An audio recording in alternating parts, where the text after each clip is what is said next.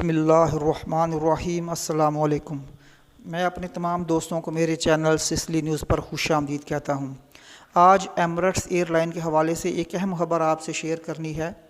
Emirates airline की कुछ flights जो अक्टूबर में ऑपरेट होनी थी वो मनसूख हो गई हैं, और इनकी मनसूखी की जो वजह है वो जितने भी फ़्लाइट्स 300 से ज़्यादा पैसेंजर वाली थी वो मनसूख हो गई हैं।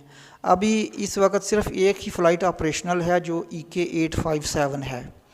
तो जो भाई मेरे अब अपनी फ़्लाइटों को रीशेड्यूल करवाएंगे जिनकी फ़्लाइट्स कैंसिल हो गई हैं, वो कम अज़ कम एजेंट से इस बात के बारे में ज़रूर पूछें कि ये जो फ़्लाइट है इसमें पैसेंजर की कैपेसिटी कितनी है।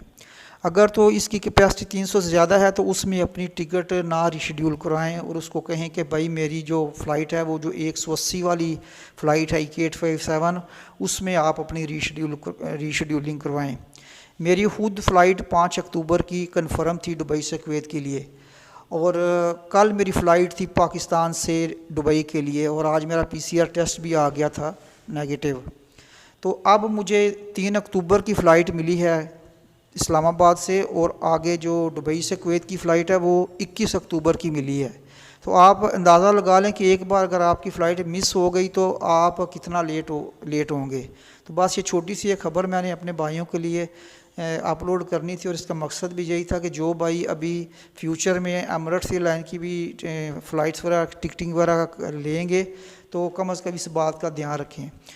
मेरी हौसला अफजाई के लिए अगर आप चाहें तो मेरे चैनल को सब्सक्राइब और लाइक कर सकते हैं। मैं अपने चैनल पर कुवैत से रिलेटेड तमाम जो अहम अपडेट्स हैं वो अपलोड करता रहता हूं। अपनी अगली खबर तक आपसे इजाज़त चाहूँगा। अल्लाह हाफिज़।